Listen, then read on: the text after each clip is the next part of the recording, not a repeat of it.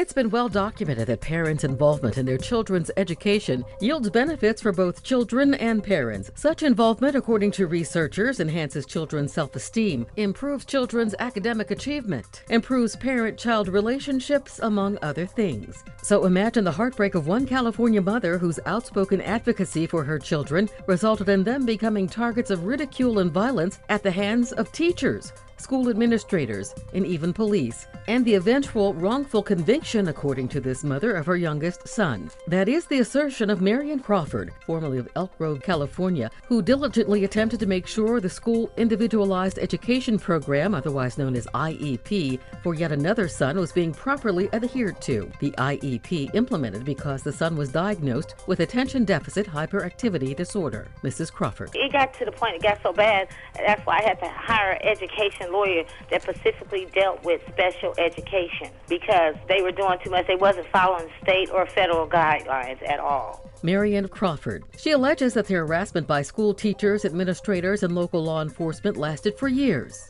and got so bad that she ended up moving away from the state. The harassment culminated in 2008 with the alleged police beating of her youngest son, then 16-year-old Erin Crawford. Here's a clip from Mrs. Crawford talking about efforts to see her son after receiving several calls that he'd been beaten by police. My husband and I, we went to Kaiser's house, and it just happened to be a lady that's working the triage. She was a member of our church. She said, "Hi, Mr. and Mrs. Crawford." She said, "What's up with you guys doing here?" We say, "We heard our son got a Roddy King beaten, and they brought him here." She said, "Your baby son?" I said, "Yeah, Erin Crawford." I said, "Can we go back?" She said, "Wait a minute, let me just go back there and check on something for you." And then when she went back, she came back and she said, "They said that if you guys try to come back here, you're going to get arrested." I'm like, "What?" They then asked if their son was okay. Mrs. Crawford said the woman said yes, but was winking her eye as if he was not okay. She continued. So we waited and waited, and I heard somebody in the background saying, "Mama! Mama!" You know, we could hear our son calling us. And then the doctor came out, and I said, "Well, I heard my son go, oh, your son's fine. He just had a busted lip, and we just stitched his lip up." And I said, "Well, I can't see him." They said, "No, you can't see your son." The Crawfords left the hospital without seeing their son. Early the next morning, they received a call from Juvenile Hall informing them they needed to pick up their son, that police had dropped him off, and that he needed medical attention. They proceeded to go pick up their son. My son said he remembered that the officer, one of his friends that worked at he was a doctor that worked at the Kaiser Hospital, he said, "Man, we just kicked this black kid's ass, and we need you to sew him up and make the swelling go down so juvenile could take him, and all I got is like $200 and something on me, and I can give you what I have." And he said, "Okay, well, just bring him in." It's Mrs. Crawford's contention, according to what her son said, that police stole his cell phone and took some $200 that was in his pocket. Mrs. Crawford told AURN News she and her husband gave Erin the money to buy school clothes, and that Dr. Jeremy Martinez of Kaiser South Hospital in Elk Grove, California, worked in conjunction with police to cover up the beating. Efforts to reach the doctor and to get comment from the hospital officials failed. Mrs. Crawford says Erin suffered major injuries. As a result, she filed several complaints against the department. A month later, he was arrested in school in connection with a purported robbery. According to Mrs. Crawford, wrongfully accused of a purse snatching and trumped-up gun charge, which landed him in prison for 12 years. He was initially sentenced to San Quentin and later moved to a medium security facility. The gun charge, according to Mrs. Crawford, was because of a picture on his cell phone of a paintball gun. The case that they're saying my son did, the crime carries a 2-year sentence, and then they put a 10-year gun enhancement. No gun was ever produced at the scene. No one ever had no gun. All they had is a picture of when him and his little girlfriend was playing around. And with the picture of the gun, even the victim said that they never saw a gun.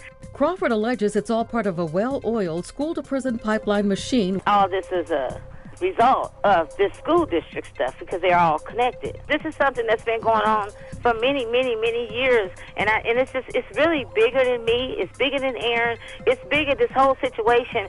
It's about prison profit. That's what it all boils down to. And a lot of parents, they just get mentally drained and they just say, "Oh well, forget it. I give up." But unfortunately, I'm not one of those parents. According to Mrs. Crawford, Erin was a God-fearing, respectable young man. And he was a minister, and when this all was going on, and didn't have no previous criminal record. Several attempts to speak with the Elk Grove Village Police and Sacramento County Sheriffs as well as the Sacramento County DA's office about the criminal case have proven fruitless. The case takes another twist with Mrs. Crawford's contention that a former member of the Elk Grove Unified School Board was a Sacramento County Assistant District Attorney, Brian Myers, who was allegedly using his position against young black male students. Mrs. Crawford says her proof is in written documents from the DA's office. Every time they give me a piece of paper, it'll say Brian Myers. So he was the one setting up everything with the Elk Grove, because even though he was in Sacramento County at the Sacramento part, but he worked for Elk Grove since 1988, and he got pissed off when me and a group of parents got him removed off the board. This from Mrs. Crawford's husband, Robert Crawford. I really couldn't believe, what was going on, because, I had to go to work every day, and then we started going to meetings.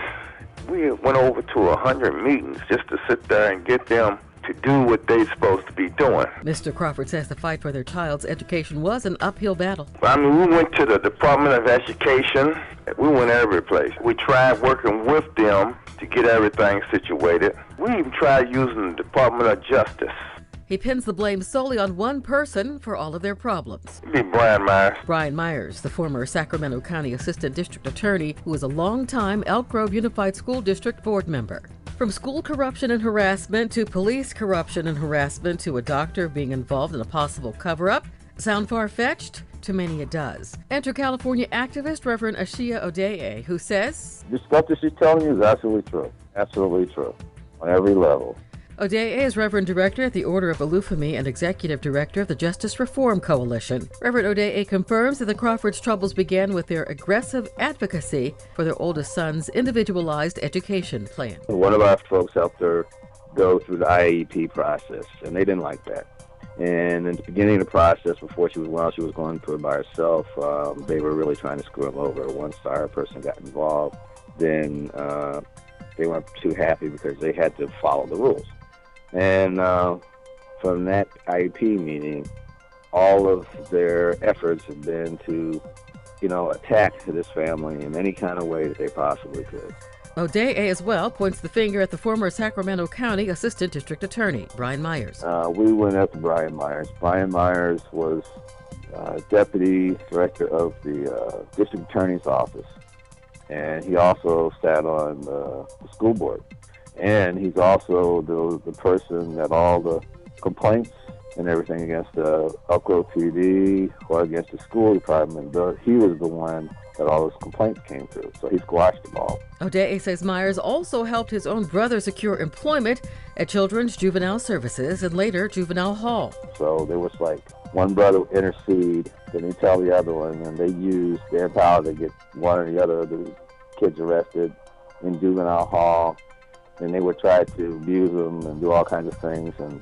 And we came in and we got Brian Myers forced to retire from the school board because we saw, because we threatened to file a lawsuit because of conflict of interest. Related to the allegations against the Elk Grove Unified School District and Brian Myers, this from the Director of Communications, Elizabeth Grashwich, who I spoke with in March of this year. Since the first I've heard that allegation, I can tell you we had a former board member, Brian Myers, who retired out of the district. He retired because he moved physically out of the district. But in terms of the allegation, I probably need a little bit more information in order to do some research and get back with you. The only other person made available to AURN News was the head of special education, Bill Tolstrup, who cited legal barriers to talking specifics. Such strict confidentiality issues, I can't speak to a particular child because I would be breaching their confidentiality by doing so. AURN News has permission from Mrs. Crawford to talk about her son's special needs. Tolstrup went on to make general statements about bureaucratic red tape at times being a barrier to some individualized education plans being implemented in a timely manner. Meantime, also corroborating Mrs. Crawford's claim is Darlene Billups Anderson, a special education and special needs advocate in Sacramento, California. When I met Mrs. Crawford, I was helping her to ensure that her children got through high school. And it was a battle the whole time.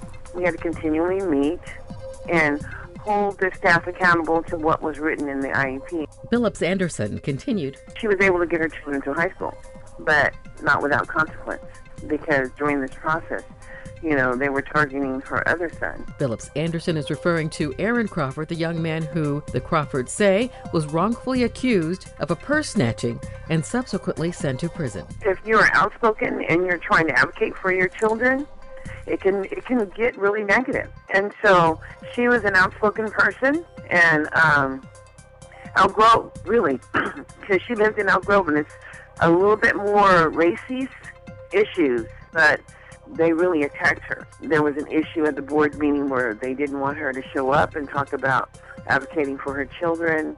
It was an issue with overzealous employees manhandling her children. There were just issues. Phillips Anderson also supports Mrs. Crawford's contention that her 16-year-old son Aaron is wrongly imprisoned and that his imprisonment is a direct result of harassment by school officials and local law enforcement. Meantime, Reverend Odeye says the harassment does not stop with the Crawfords. We have several similar situations going on that we've been involved with, and people that we've helped, and now even to the point where we've had to help some people relocate.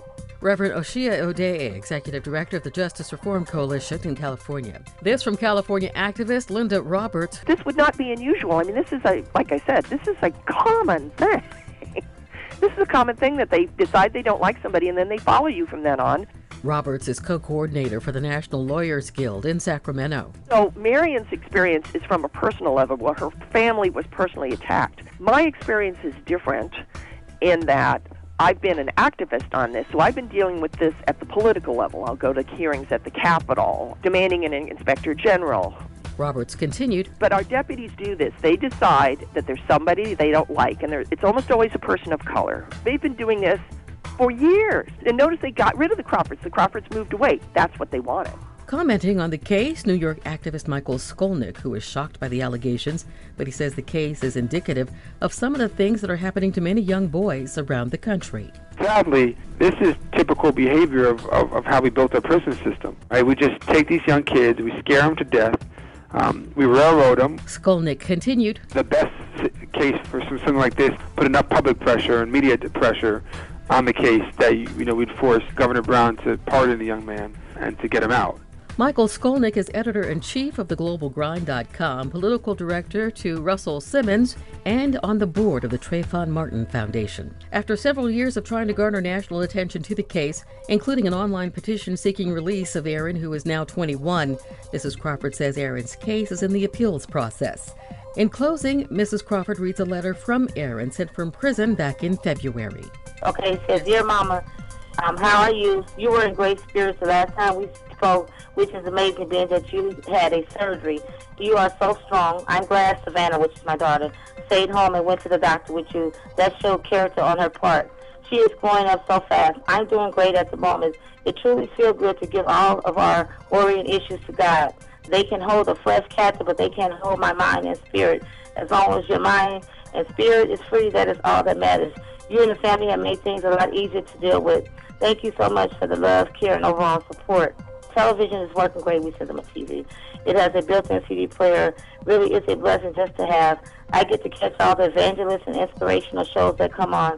I know the Lord will make a way in His time when He feels it will be a good time. God has really rebuilt my strength. When you know how it is to have way too much and how it feels not to have enough, it humbles your mind, body, and spirit.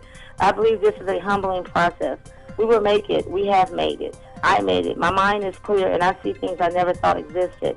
I see, feel, and watch the supernatural God at work. My head is up high, and I'm learning to be more bold for the Lord. Nothing is more important than God and family. It makes me feel better because I feel He's at another place in His spirit. He's not even talking about the circumstances, the guards, nobody. He's not talking about that. He just talking about His spiritual, the way He is. Mrs. Marion Crawford.